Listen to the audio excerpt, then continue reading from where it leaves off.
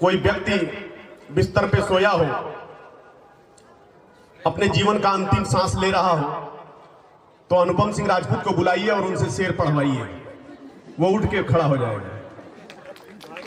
नहीं भागेगा, नहीं, उठ के खड़ा हो जाएगा। समंदरों को भी पता है हमारा मिजाज कि हम अपना पहला कदम ही भंवर में रखते हैं, हम अपना पहला कदम ही भंवर में रखते हैं। लेकिन बच्चे के उस जिद के तरह, उस जिद के लिए उन्हें विवश होना पड़ा। चाहे जो भी व्यवस्था करनी हो करते थे, लेकिन वो टॉफी हमें दिलाते थे। वो हमारा लड़कपन था, हमारा बचपना था। लेकिन आज अगर वही जिद हम अपने जीवन में पकड़ ले कि हमको चाहिए और हर हाल में चाहिए, तो मुझे लगता है कि आपकी मंजिल से कोई आपको बाहर नहीं कर सकता। जब आंखों में अरमान लिया, मंजिल को अपना मान लिया, फिर मुश्किल क्या आसान है क्या, बस ठान लिया तो ठान लिया, बस ठान लिया तो ठान लिया। मैं सर्वप्रथम स्वामी विवेकानंद जी की जन्म जयंती पर उनके चरणों में नमन करता हूं। उनके कमलवत चरणों में अपना विनम्र श्रद्धांजलि अर्पित करता हूं। और भाई अनुपम सिंह राजपूत जी, कोई व्यक्ति बिस्तर पे सोया हो, अपने जीवन का अंतिम सांस ले रहा हो, तो अनुपम सिंह राजपूत को बुलाइए और उनसे शेर पढ़वाइए। वो उठ के खड़ा हो जाएगा।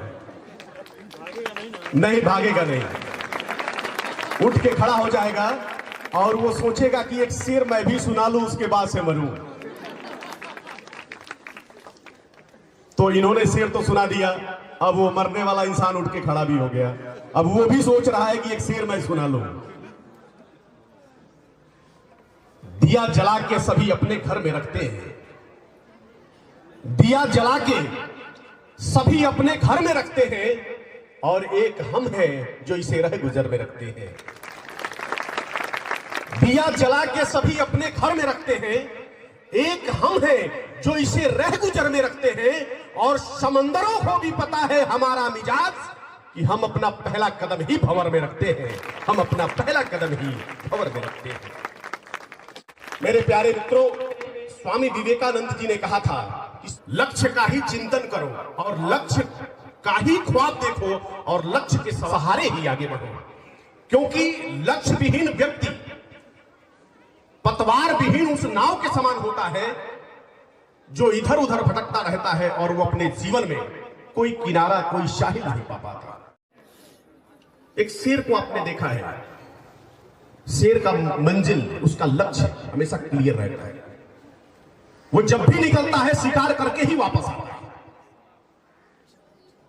बकरी का कोई गोल निश्चित नहीं होता। वो जब चलती है, गाड़ी वाला आता है, व्हिसिल बजाता है और वो कभी इधर कभी उधर चली जाती है। जीवन में भी जब भी चलो अपना लक्ष्य क्लियर करके चलो। अगर लक्ष्य क्लियर नहीं रखोगे, शेर चलता है, लोग ठहर जाते हैं, भागने लगते हैं, और बकरियों को देखकर लोग व्हिसिल बजाते हैं और बकरियां भागने लगती है। शेर की तरह निकलो और अपने लक्ष्य को हासिल करके। अभी बृजमोहन यादव ने कहा था कि गोली चला रहे थे, निशाना सही जगह पे नहीं लग रहा था।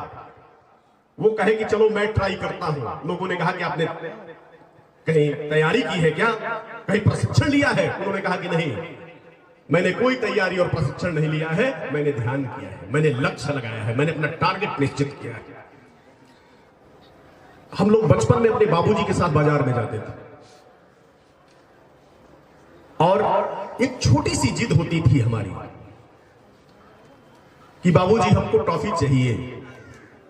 बाबूजी पैकेट तलाशे, पता चला कि पैकेट में तो पैसा ही नहीं। उन्होंने कहा कि चलो चलो हम कल खरीद देंगे। नहीं, मुझे आज ही चाहिए। अरे भाई वो बकाया नहीं देगा। नहीं, हमें आज ही चाहिए।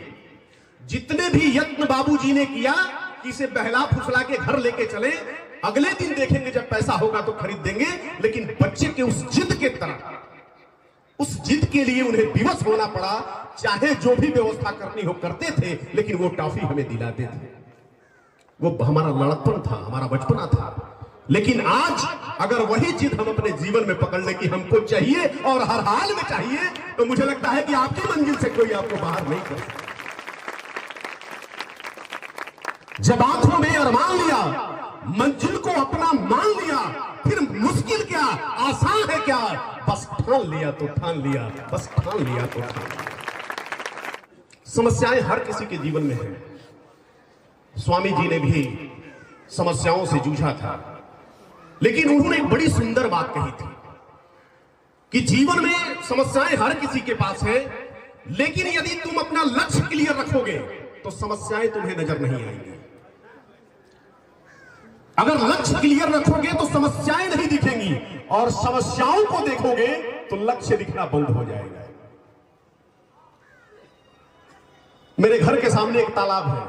जब हम लोग छोटे थे, बरसात के दिनों में मेढक निकलते थे, और मेढक जब बरसात खत्म होता था तो पता नहीं कहां गायब हो जाते थे। फिर हम चिंता में पड़ जाते थे कि गईला सका। तो घर लोगों से, जो समझदार लोग थे, उनसे पूछते थे कि बाबूजी ये मेढक कहां गए। वो कहते थे कि जमीन के नीचे वो चले गए, फिर बारिश होगी तो वो आएंगे नहीं।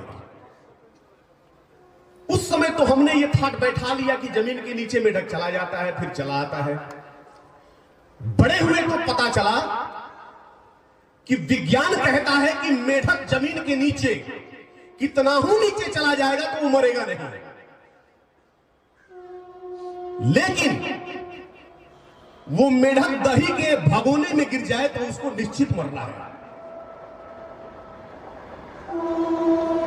मेढक जमीन के नीचे कितना ही नीचे चला जाएगा तो नहीं मरेगा, लेकिन वो दही के भगोने में गिर जाएगा तो निश्चित मरना है। अब दो मेढक एक दही के आधे भगोने में गिर गए, जो भगोना आधे दही से भरा हुआ था।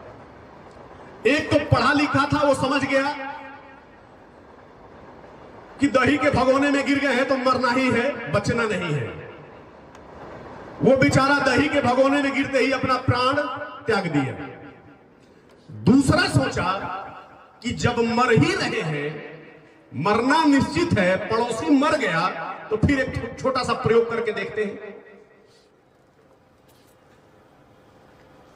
उसने क्या किया कि अपने पैरों को हिलाना शुरू किया, और इतनी तेजी से हिलाने लगा कि उस दही में से मक्खन का लोना बन गया और 5 इंच ऊपर आ गया। अब फुदक करके वो मेढक बाहर निकल गया। मेढक बाहर, एक मर गया इस चिंतन में कि दही में गिरे हैं बचेंगे नहीं, दूसरा कोशिश करने लगा और उसकी मेहनत रंग लाई और वो भगोने से बाहर आ गया।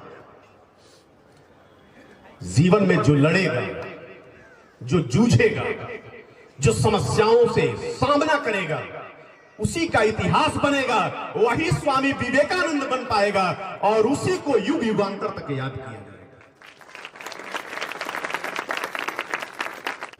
कर्म तुम्हारा कल होगा। अगर कर्म में गर सच्चाई है तो कर्म कहां निष्फल होगा। हर एक संकट का हल होगा, वो आज नहीं तो कल। लोहा जितना तपता है उतनी ही ताकत भरता है। सोने में जितनी आग लगे वो इतना प्रखर चमकता है। हीरे में जितनी तेज लगे वो उतना तेज चमकता है। और मिट्टी का बर्तन पकता है तो धुन पर खूब खनकता है। सूरज जैसा बनना है तो सूरज जैसा जलना होगा, और नदियों सा आदर पाना है तो पर्वत छोड़ निकलना होगा।